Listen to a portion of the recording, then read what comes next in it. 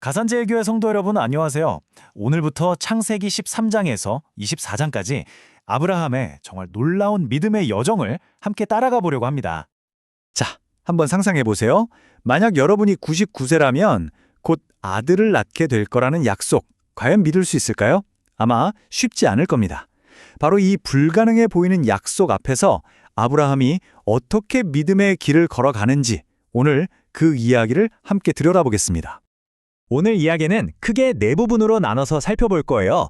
하나님의 약속과 인간의 반응으로 시작해서 언약의 증표를 거쳐 약속이 성취되는 절정까지, 그리고 마지막으로 이 모든 것이 우리에게 어떤 의미가 있는지 돌아보겠습니다. 자, 그럼 바로 첫 번째 이야기부터 시작해 볼까요? 첫 번째 파트는 창세기 13장부터 16장까지인데요. 여기서는 아브라함이 믿음으로 멋진 행동을 보여주기도 하지만 동시에 인간적인 조급함 때문에 힘들어한 모습이 함께 나옵니다. 초반부터 아브라함의 인격이 정말 빛을 발하죠. 재산 문제로 다투기보다 조카 롯에게 먼저 좋은 땅을 양보하는 너그러움, 또 전쟁에 끌려간 롯을 목숨 걸고 구해내는 용기. 믿음의 사람은 관계 속에서 이런 모습이구나 하는 걸 보여줍니다. 자, 그런데 여기서 아주 흥미로운 장면이 나오는데요. 바로 하나님이 약속을 확증하시는 방식입니다. 당시에 아주 중요하고 엄숙한 계약 방식, 그러니까 언약을 맺으시거든요. 동물을 반으로 쪼개놓고 그 사이를 계약 당사자들이 함께 지나가는 거예요. 목숨을 건 맹세죠. 그런데 성경을 보면 정말 이상하고 놀라운 일이 벌어집니다. 아브라함과 하나님이 함께 지나가셔야 하는데 연기 나는 화로와 타는 횃불, 즉 하나님을 상징하는 것만 홀로 그 쪼갠 고기 사이로 지나가시는 겁니다. 이게 뭘 의미할까요? 바로 이 약속은 쌍방계약이 아니라 하나님께서 혼자 모든 책임을 지시겠다는 그야말로 일방적인 은혜의 약속이라는 겁니다. 아브라함아, 네가 잘하든 못하든 이 약속은 내가 내 목숨을 걸고 반드시 지킬게 하고 선언하시는 거죠. 하지만 이렇게까지 확실한 보증을 받았는데도 시간은 흐르고 아들은 태어나지 않습니다. 결국 기다림에 지친 아브라함과 사라는 인간적인 방법을 동원하죠. 하나님의 일을 도와드리겠다면서요. 이 모습을 보면서 우리 자신을 돌아보게 돼요. 하나님의 때를 기다리지 못하고 내 생각, 내 방법으로 앞서 나갔던 적은 없었는지 말이죠. 자, 이제 두 번째 파트로 넘어가 보겠습니다. 여기서는 인간의 연약함이 더 노골적으로 드러나는데 바로 그 순간에 하나님은 약속을 더 확실하게 보여주는 증표들을 주십니다. 먼저 이름을 바꿔주세요. 존귀한 아버지였던 아브람을 많은 민족의 아버지라는 뜻의 아브라함으로, 사레는 공주라는 뜻의 사라로요. 그리고는 할례라는 눈에 보이는 육체의 증표를 통해 언약 백성이라는 정체성을 새겨주십니다.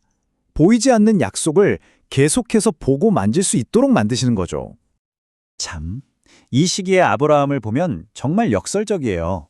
한편으로는 멸망 직전에 소돔성을 두고 의인 50명만 있으면, 아니 10명만 있어도 용서해 주십시오 하며 하나님과 씨름하는 담대한 중보자의 모습을 보여주다가도, 다른 한편으로는 자기 목숨이 무서워서 아내를 누이라고 2번이나 속이는 비겁한 모습을 보이거든요. 위대한 믿음의 조상이지만 동시에 우리처럼 넘어지고 연약한 인간이었던 거죠. 그러니까 여기서 우리가 꼭 붙잡아야 할 핵심 진리가 바로 이겁니다. 하나님의 계획은요, 아브라함이 완벽해서 이루어지는 게 아니에요. 오히려 그의 반복되는 실패에도 불구하고 하나님께서 직접 개입하시고 보호하셔서 기어코 그 약속을 이루어 가신다는 겁니다. 자, 드디어 이야기의 클라이맥스입니다. 오랜 기다림 끝에 약속이 성취되는 감격적인 순간, 그리고 동시에 아브라함의 믿음이 인생 최대의 시험대에 오르는 순간으로 함께 가보겠습니다. 드디어 이삭이 태어납니다. 웃음이라는 뜻의 이름처럼 아들을 주시겠다는 말에 코웃음 쳤던 그 의심의 웃음이 이제는 정말 주체할 수 없는 기쁨과 감사의 웃음으로 바뀌는 순간이죠. 그런데 그 기쁨의 웃음소리가 채 멎기도 전에 정말 하늘이 무너지는 것 같은 청천벽력 같은 명령이 떨어집니다. 100세에 얻은 그 귀한 아들, 사랑하는 독자 이삭을 번제로 바치라는 거죠. 이건 정말 아브라함의 믿음을 그야말로 극한까지 밀어붙이는 시험이었습니다. 여러분, 그 명령을 받고 제사를 드릴 모리아산까지 가는 그 3일 길을 한번 상상해 보세요.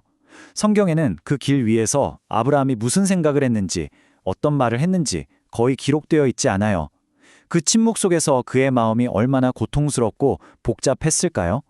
이건 정말 모든 것을 내려놓고 하나님 한 분만 신뢰해야만 갈 수 있는 길이었습니다. 그리고 바로 그 마지막 순간 아브라함이 칼을 들어 아들을 내려치려는 그 순간에 하나님이 그를 멈추십니다. 그리고 아브라함은 바로 그곳에서 평생 잊지 못할 믿음의 교훈을 배우게 되죠. 여호와 이레. 하나님께서 친히 준비하신다는 것, 순종의 끝에는 하나님의 완벽한 준비가 있다는 것을 온몸으로 경험하게 됩니다. 이 이야기는 여기서 끝나지 않습니다. 이제 아브라함은 미래를 내다보며 믿음으로 행동하기 시작해요. 아내 사라가 죽자 값을 치르고 막벨라구를 사서 약속의 땅의 첫 번째 소유지를 확보하고 또 아들 이삭의 아내를 구하기 위해 늙은 종을 먼 길로 보내면서 언약의 다음 세대를 준비합니다. 자, 지금까지 아브라함의 길고 긴 여정을 함께 따라와 봤는데요. 그렇다면 이 이야기가 오늘 성경을 읽는 우리에게는 과연 어떤 의미가 있을까요? 핵심 교훈들을 마지막으로 정리해 보겠습니다.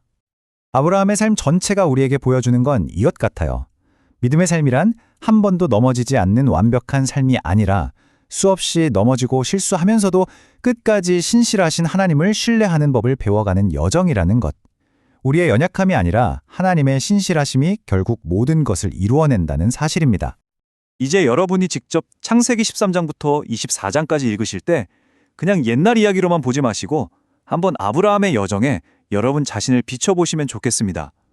그의 조급함 속에서, 그의 두려움 속에서, 또 그의 순종 속에서 나의 모습을 발견하고 그럼에도 불구하고 나를 이끌어 가시는 신실하신 하나님을 깊이 묵상하는 시간이 되시기를 바랍니다.